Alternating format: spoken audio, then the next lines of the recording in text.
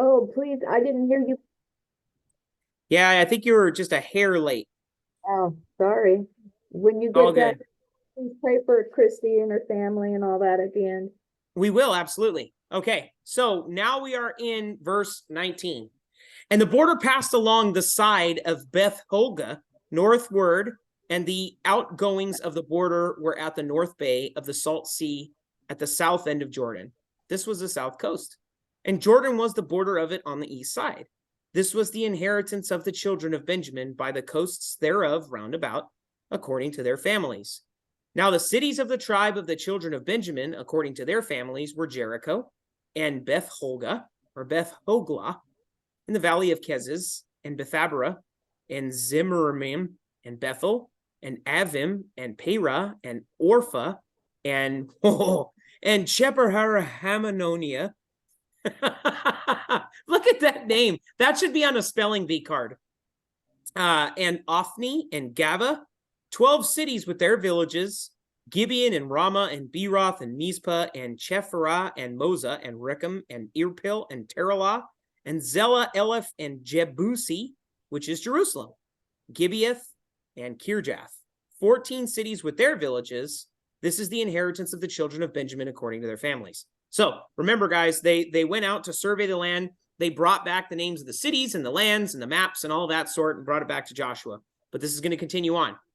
And the second lot came forth to Simeon, even for the tribe of the children of Simeon according to their families. And their inheritance was within the inheritance of the children of Judah.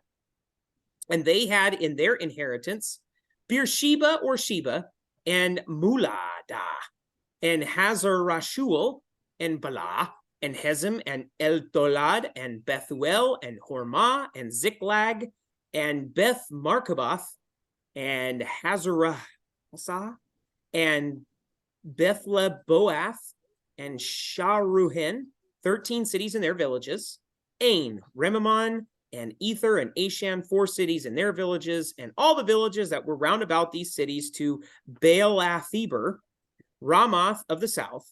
This is the inheritance of the tribe of the children of Simeon according to their families. Out of the portion of the children of Judah was the inheritance of the children of Simeon, for the part of the children of Judah was too much for them. Therefore, the children of Simeon had their inheritance within them. Okay, so that kind of makes sense. Let's go back real quick. That's 19:1. Let's go back to our map. Does this one reflect it? This one does not reflect it. I noticed on the other maps, you'll actually see Simeon. Oh, there it is right there. Simeon, Judah. You see it right there in the center. And Judah will actually extend its borders all the way down here to, I believe that's the Nile, if I'm not mistaken. But yeah, let's go back to 19. And the third lot came upon the children of Zebulun according to their families, and the border of their inheritance was unto Sarid, and their border went up towards the sea, and Merilah, and reached to Dabasheth, and reached to the river that is before Jokneam, and turned from Sarid eastward toward the sun rising unto the border of Chislothotobor, and then goeth out to Daberath, and goeth up to Japhia, and from thence passeth along on the east of Gittahinhefer to Ittahakazin, and goeth out to Remon Methoar to Nia. And the border compasseth it on the north side of Hanathon,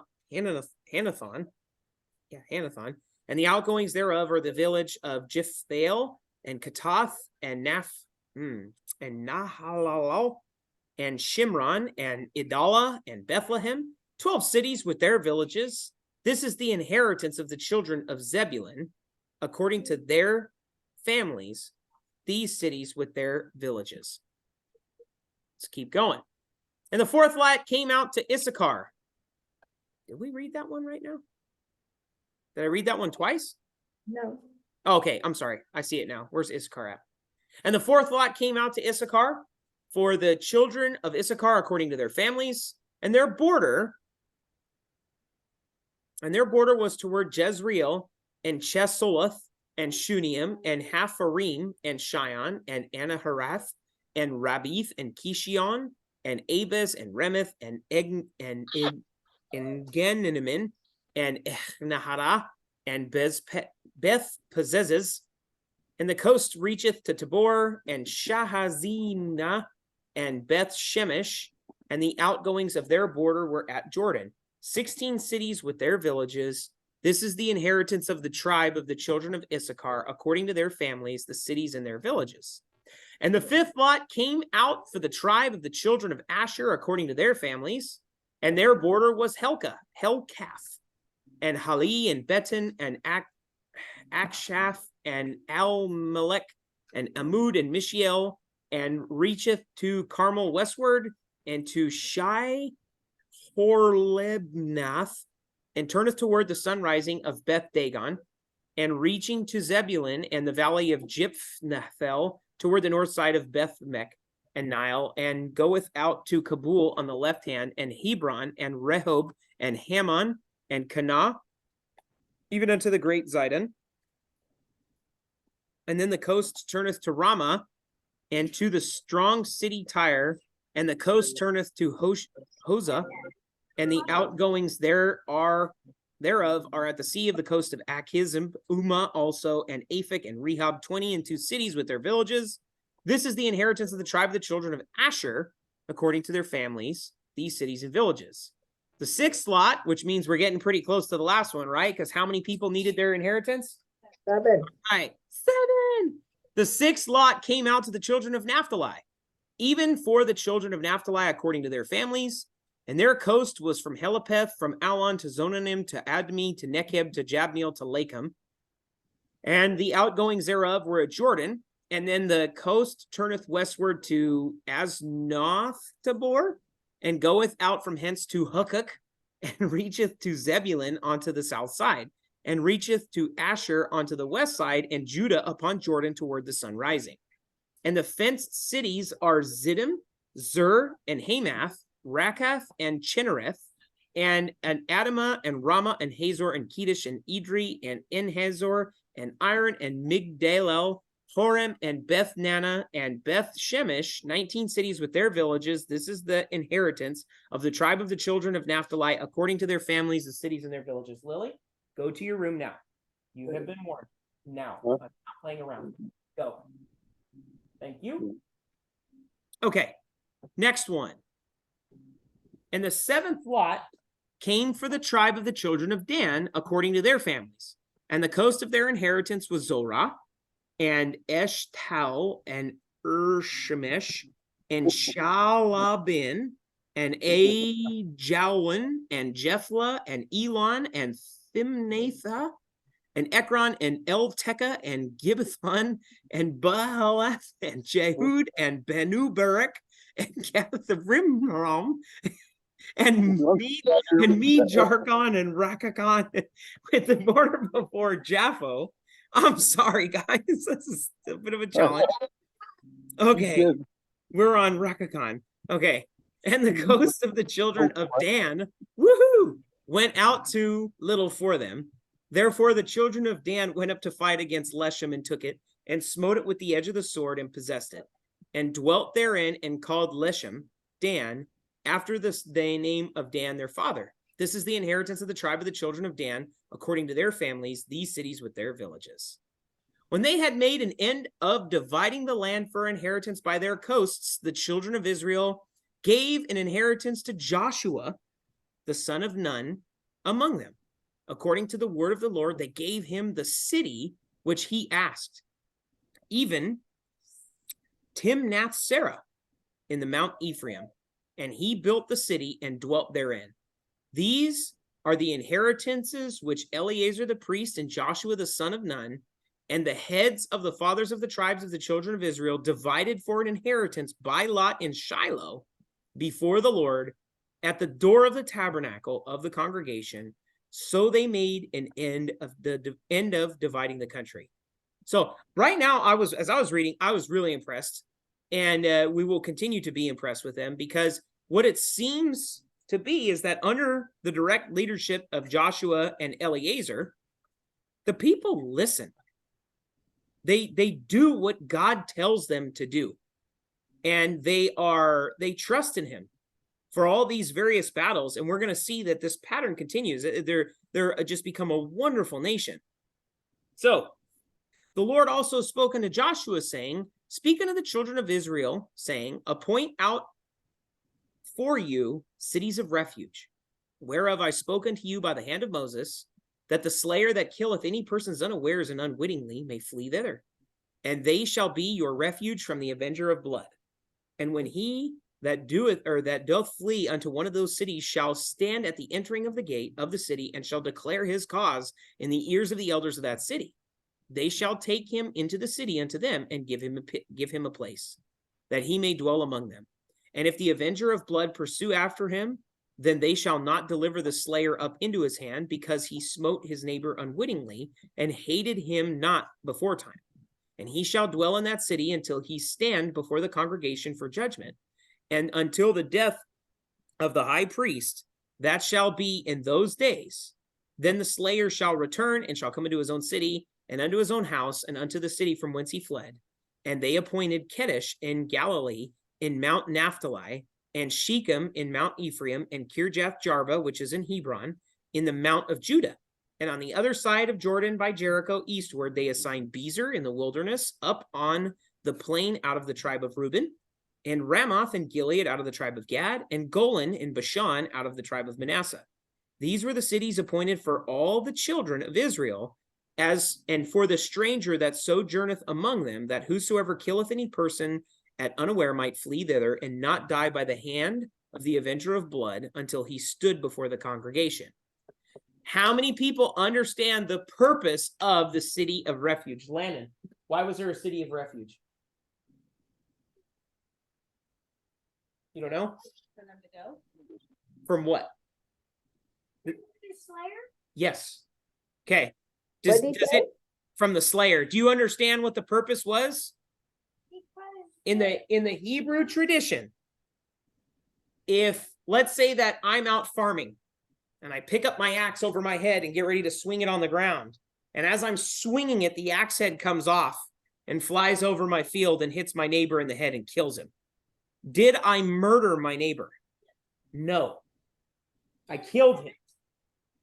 I killed him, but I didn't murder him.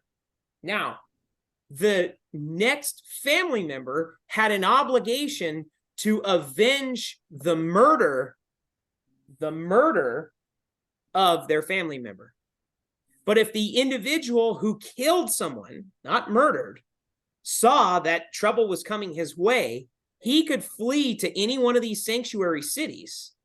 Let's say he was in Judah, he could flee to Hebron, and he would state his case. I was farming, I was swinging my axe, the head came off, and it killed him. And I didn't mean for him to die, but now his family's coming after me. The individual, the avenger is what it's called, the avenger of blood, which was the next of kin, could come to the city, but would not be allowed entrance in, and was not able to harm that individual. Now, if the high priest died, okay, everybody was freed. So they could stay in that sanctuary city as long as they want, but if they left the sanctuary city, the avenger of blood could technically kill them outside of the city. Okay, they weren't allowed to leave that city unless the high priest died. And if the high priest died, everyone in the cities would go free. And they took murder very serious inside the tribe. I mean, it's thou shalt not kill, right? Everyone knows how serious God takes that. But there's a difference between kill and murder. You have the right to avenge someone who's been murdered. Because you could say, well, where does it end? You know, this guy killed my brother, I'm going to go kill him, you know, and there is justification for capital punishment. People need to remember that. There is a time when it's permissible to have capital punishment. If people are out there, you know, if there's a mass murderer killing people and it takes taking his life to protect others, that's totally appropriate. That's why we send cops into schools when someone's a shooter. The intent is to take them out and in all of the places. And everyone should feel comfortable with that, because that's not murder, that's killing. And sometimes killing is the only option. So in this instance, we see here, if you accidentally killed someone, and it could be any way, you're riding your horse and it kicked someone in the face, something along those lines. Okay. You could flee to a sanctuary city. You were safe there while you were there. And if the high priest died, you were free to go do whatever you want. And if the person came to kill you, then that person will be charged with murder, which is a capital punishment. It's not the same as killing. So, chapter 21. Okay, then came near the heads of the fathers of the Levites unto Eleazar the priest, and Joshua the son of Nun, and the heads of the fathers of the tribes of the children of Israel. And they spoke unto them at Shiloh in the land of Canaan, saying, the Lord commanded by the hand of Moses to give us cities to dwell in, with the suburbs thereof for our cattle. And the children of Israel gave unto the Levites out of their inheritance, and the commandment of the Lord, these cities and their suburbs. And the lot came out for the families of the Kohathites. And the children of Aaron the priest, which were of the Levites, had by lot out of the tribe of Judah, and out of the tribe of Simeon, and out of the tribe of Benjamin, 13 cities. And the rest of the children of Kohath had by lot out of the families of the tribe of Ephraim, and out of the tribe of Dan, and out of the half tribe of Manasseh, 10 cities. And the children of Gershon had by lot out of the families of the tribe of Issachar, and out of the tribe of Asher, and out of the tribe of Naphtali, and out of the half tribe of Manasseh in Bashan, 13 cities. The children of Merari, by their families, had out of the tribe of Reuben, and out of the tribe of Gad, and out of the tribe of Zebulun, 12 cities. And the children of Israel gave by lot unto the Levites these cities with their suburbs, as the Lord commanded by the hand of Moses, and they gave out of the tribe of the children of Judah, and out of the tribe of the children of Simeon, these cities which are mentioned here by name, which the children of Aaron, being of the families of the Kohathites, who were of the children of Levi, had, for theirs was the first lot. So here's a map of all the cities that were given for the Levites to perform the various religious duties and sacrifices that were required based upon God's law given to Moses in the book of Exodus. So there was all these other places. And I think this is pretty much where we get the idea now of going to church.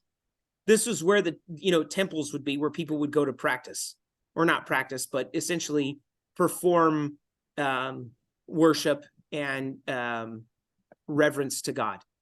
It was nice. It's something local to them. Because I mean, if you're in the church in each city in each area. Yeah, I mean, if you look at it, let's say you lived in the tribe of Dan, which is the most northern part, right? If the only thing that was available to you was Hebron in Judah, how many days travel would that be to go pay homage to God? And it seems like they did it really smart, where they have these places that are near more or less the head areas of the tribes. You see the Ashtaroth, and then Golan and Ramathoth Gilead, and we see all these different spots. And we're going to read those names. You're going to hear me struggle through those names pretty quickly here. So let's read through them. Michelle, would you like to read? I guess not. And they gave them. All right. And they gave them the city of Arba, the father of Anak, which is Hebron, in the hill country of Judah, with the suburbs thereof round about it. But the fields of the city and the villages thereof gave they to Caleb the son of Jephunneh for his possession. Thus they gave the children of Aaron, the priests, Hebron with their suburbs, to be a city of refuge for the slayer. Okay. Oh, I lost my spot. So Libnah, to city of refuge for the slayer, and Libnah, and with her with their suburbs. And Jattir. And Jattir. That's he's in the south. And Jattir with her suburbs next to Eshtemoa with her suburbs. And Olon with her suburbs, and Debir with her suburbs, and Ain with her suburbs, and Jutta with her suburbs, and Beth Shemesh with her suburbs. 9 cities out of those 2 tribes, and out of the tribe of Benjamin, Gibeon with her suburbs, Geba with her suburbs, Anathoth with her suburbs, and Almon with her suburbs, 4 cities. All the cities of the children of Aaron, the priests, were 13 cities with their suburbs. And the families of the children of Kohath, the Levites, which remained of the children of Kohath, even they had the cities of their lot out of the tribe of Ephraim, for they gave Shechem with their suburbs in Mount Ephraim to be a city of refuge for the slayer, and Gezer with her suburbs, and Kibziam with her suburbs, and Beth Horon with her suburbs, 4 cities. And out of the tribe Dan, Eltekeh with her suburbs, Gibbethon with her suburbs, Aijalon with her suburbs, Gath Rimmon with her suburbs, 4 cities. And out of the half tribes of Manasseh, Tanakh with her suburbs, and Gath Rimmon with her suburbs, 2 cities. All the cities were 10 with their suburbs for their families of the children of Kohath that remained, and unto the children of Gershon of the families of the Levites out of the other half tribe of Manasseh, they gave Golan in Bashan with her suburbs to be a city of refuge for the slayer, and Beshterah with her suburbs, 2 cities. And out of the tribe of Issachar, Kashan with her suburbs, Dabarah with her suburbs, Jarmuth with her suburbs, Engananim with her suburbs, 4 cities. And out of the tribe of Asher, Mishal with her suburbs, Abaddon with her suburbs, Helkath with her suburbs, and Rehob with her suburbs, 4 cities. And out of the tribe of Naphtali, Kadesh in Galilee with her suburbs to be a city of refuge for the slayer, and Hamamoth-dor with her suburbs, and Kartan with her suburbs, 3 cities. All the cities of the Gershonites, according to their families, were 13 cities with their suburbs, and unto the families of the children of Merari and the rest of the Levites out of the tribe of Zebulun, Jokneam with her suburbs, and Karta with her suburbs, Dimnah with her suburbs, Nahalal with her suburbs, 4 cities.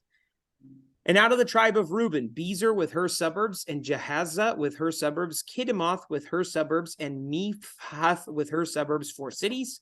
And out of the tribe of Gad, Ramoth and Gilead with her suburbs to be a city of refuge for the slayer. And Mahanaim with her suburbs, Heshbon with her suburbs, Jazer with her suburbs, 4 cities in all. So all the cities of the children of Merari by their families, which were remaining of the families of the Levites, were by their lot 12 cities. All the cities of the Levites within the possession of the children of Israel were 48 cities with their suburbs. These cities were every one with their suburbs round about them. Thus were all the cities.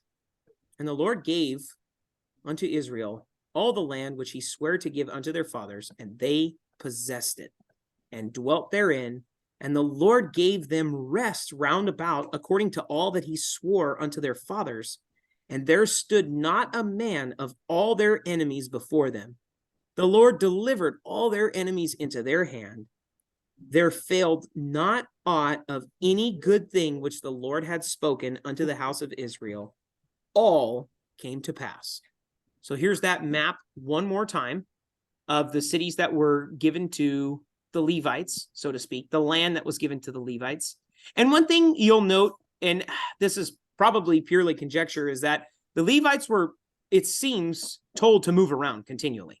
When we look at the tabernacle, it was built in such a way that it was built to move.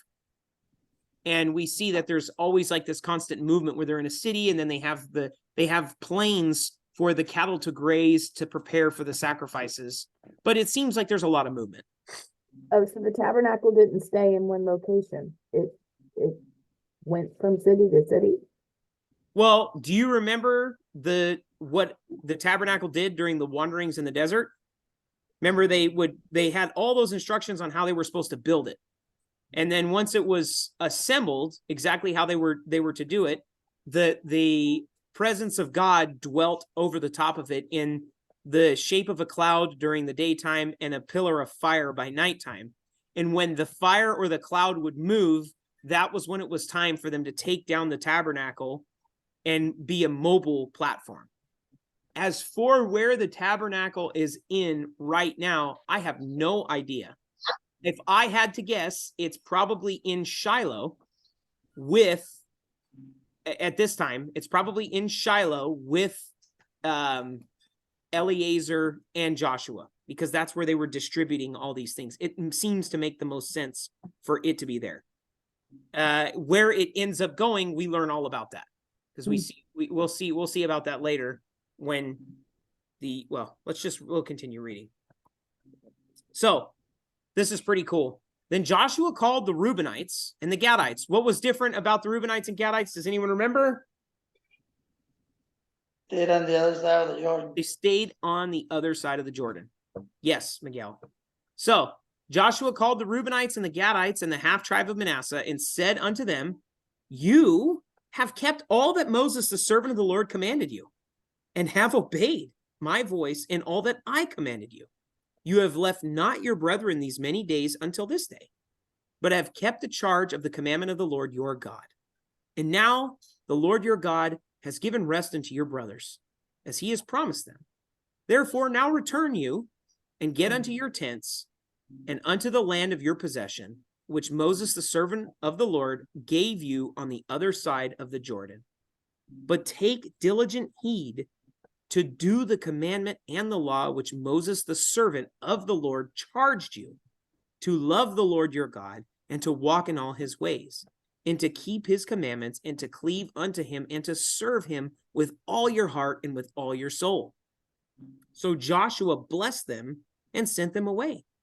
And they went up to their tents, and they went unto their tents. Now, to the one half of the tribe of Manasseh, Moses had given possession in Bashan.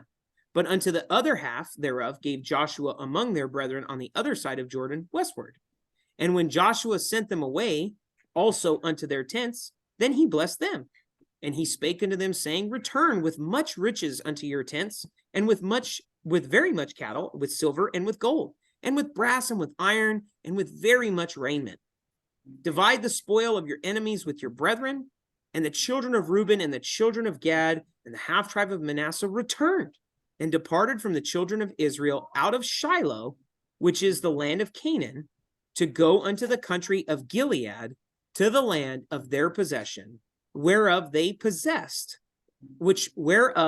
were possessed according to the word of the Lord by the hand of Moses.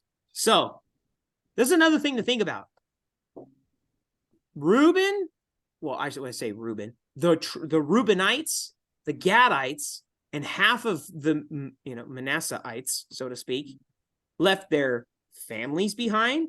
They left all of their cattle behind. Like, they left everything behind and took all their men to go to battle, because that's what they promised that they would do. And they did everything that God had asked them to do. And they received their inheritance because of that. So it's really cool. So we see that Joshua is basically giving them rest from their work. Stop, Luke. And so we're going to read what they do. And when they came to the borders of Jordan, this is everyone going back to their land, right? We're talking about Reuben and Gad and all them, right? And when they came into the borders of Jordan that are in the land of Canaan, the children of Reuben and the children of Gad and the half tribe of Manasseh built there an altar. Luke, go to your room. Yep. Go. It's okay. It's okay. You're distracting. You can't. Just go, bud. It's okay. I'll talk to you after. Go play later. Okay. And when the children, okay, darn it. And the children of Israel heard, nope, I'm going to start over. And when they came unto the borders of Jordan that are in the land of Canaan, the children of Reuben and the children of Gad and the half tribe of Manasseh built there an altar by Jordan, a great altar to see to. And the children of Israel heard say, behold, the children of Reuben and the children of Gad and the half tribe of Manasseh have built an altar over against the land of Canaan, in the borders of Jordan, at the passage of the children of Israel. And when the children of Israel heard of it, the whole congregation of the children of Israel gathered themselves together at Shiloh to go up to war against them. And the children of Israel sent unto the children of Reuben and to the children of Gad and to the half tribe of Manasseh into the land of Gilead, Phinehas, the son of Eleazar, the priest, and with him 10 princes, of each chief house a prince throughout all the tribes of Israel. And each one was a head of the house of their fathers among the thousands of Israel. And they came unto the children of Reuben and to the children of Gad and to the half tribe of Manasseh, unto the land of Gilead, and they spoke to them, saying, thus saith the whole congregation of the Lord, what trespass is this that you have committed against the God of Israel, to turn away this day from following the Lord? in that you have builded an altar that you might rebel this day against the Lord? Is the iniquity of Peor too little for us, from which we are not cleansed until this day? Although there was a plague in the congregation of the Lord, but that you must turn away this day from following the Lord? And it will be, seeing you rebel a day against the Lord, that tomorrow he will be wroth with the whole congregation of Israel. Notwithstanding, if the land of your possession is unclean, then pass over unto the land of the possession of the Lord, wherein the Lord's tabernacle dwells, and take possession among us. But rebel not against the Lord, nor rebel against us in building you an altar beside the altar of the Lord our God. Did not Achan, the son of Zerah, commit a trespass in the accursed thing, and wrath fell upon all the congregation of Israel? And that man perished not alone in his iniquity. So, what we see right here is that Reuben, Gad, and part of Manasseh built what appears to be an altar. All of Israel looks at it as if they've built a false area to worship. And they're up in arms. They're saying, is it not enough that we saw Peor? And Peor was a guy that brought, remember, he had taken money, and that was the first battle that they had lost, so to speak. And he died. Or when Achan had brought the, woman for hire into his tent in front of the priest, the high priest, where they were making sacrifice. And they got driven through with the spear, and they had all of those boils that were stuck to the skin. There was plagues across all of Israel because one person was doing something wrong. And so this is here where these people they're so on fire for God, so to speak. And I'll tell you right now, I have a different view on this than many other pastors, and I'll explain it to you at the end of the chapter. But these individuals are responding in such a way that they don't want them to do this. And if the land that they're going back to isn't good enough, that they want them to come back and do this, we see all this going on.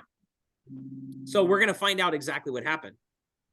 So the Lord God of gods, the Lord God of gods, he knoweth all and shall know all. So again, this is the children of Reuben responding. Then the children of Reuben and the children of Gad and the half tribe of Manasseh answered and said unto all the heads of the thousands of Israel. Remember, these other people are ready to go to war against them.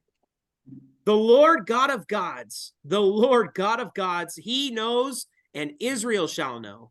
If it be in rebellion, or if in transgression against the Lord, save us not this day, that we have built us an altar to turn from following the Lord, or if to offer thereon burnt offering or meat offering, or if to offer peace offerings thereon. Let the Lord himself require it. And if we have not rather done it for fear of this thing, saying, in time to come, your children might speak unto our children, saying, what have you to do with the Lord God of Israel? For the Lord hath made Jordan a border between us and you. You children of Reuben and children of Gad, you have no part in the Lord. So shall your children make our children cease from fearing the Lord. Therefore we said, let us now prepare to build us an altar, not for burnt offerings, nor for sacrifice, but that it may be a witness between us and you and our generations after us, that we might do the service of the Lord before him with our burnt offerings and with our sacrifices and with our peace offerings, that your children may not say to our children in time to come, you have no part in the Lord. Therefore said we, that it shall be when they should say to us or to our generations in time to come, that we may say again, behold the pattern of the altar of the Lord, which our fathers made, not for burnt offerings, nor for sacrifice, but it is a witness between us and you. God forbid that we should rebel against the Lord and turn this day from following the Lord to build an altar for burnt offerings, for meat offerings, or for sacrifices, beside the altar of the Lord our God that is before his tabernacle. And when Phinehas the priest and the princes of the congregation and the heads of the thousands of Israel, which were with him, heard the words that the children of Reuben and the children of Gad and the children of Manasseh spoke, it pleased them. And Phinehas, the son of Eleazar, the priest, said unto the children of Reuben and to the children of Gad and to the children of Manasseh, this day we perceive that the Lord is among us, because you have not committed this trespass against the Lord. Now you have delivered the children of Israel out of the hand of the Lord. And Phinehas the son of Eleazar the priest and the princes returned from the children of Reuben and from the children of Gad out of the land of Gilead unto the land of Canaan to the children of Israel and brought them word again. And the thing pleased the children of Israel, and the children of Israel blessed God and did not intend to go up against them in battle, to destroy the land wherein the children of Reuben and Gad dwelt. And the children of Reuben and the children of Gad called the altar Ed, for it shall be a witness between us that the Lord is God. So essentially what they did is, as they were leaving, they decided to set up a monument to God that was very similar, apparently, in size and shape to what other items would be, to show their children that they're tied to Israel. That just because they're on the outside of the Jordan doesn't mean that they're not God's children. And so they wanted to show their way by creating this, memorial or this monument. And what had been perceived by the high priest is that they built an altar to a false god, and that they were going to offer sacrifices on it and things of that sort. So there's the feedback that I saw from pastors is that you have this high priest who's Mr. Loudmouth, sees what's going on, goes back, tells all the tribes everything that's happening. They all get together to go to war, and then they go over there and they find out what's going on. And he says, this is a problem because he should have just talked to him and find out what was going on. I get all that. But what the big picture here is, we're talking about a tribe of people that lost all of their elder generations while wandering in the desert for 40 years because they didn't trust God. And now what we're doing is we're seeing these tribes that are outside of what was perceived the promised land on the other side of the Jordan, tribes of Jacob, that are so pleased with God that they're setting up a monument to him. Not to worship the monument, but as a reminder for their children's children how great God is. And the other tribes are so diligent as to not want to have any other type of foreign worship going on that they're afraid of the wrath of God.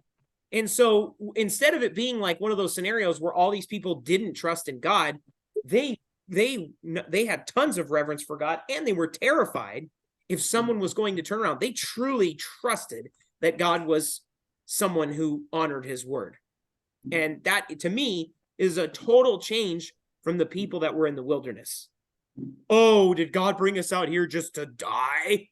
Oh, if we had just stayed as slaves and we had onions. I don't know if you guys remember that. That's the people. We're talking about the same group of people. This is their children now. So I thought it was a great thing. Thought it was cool that they had changed. We only have 2 chapters left in the book of Joshua. I'm going to shut it off there because it's 8 o'clock. And yeah, we'll go ahead and shut it off there. Unless would you guys want to finish it? You want to finish it? What? Okay, sorry. My wife's asking me to shut it down. Sorry, everyone. Sorry.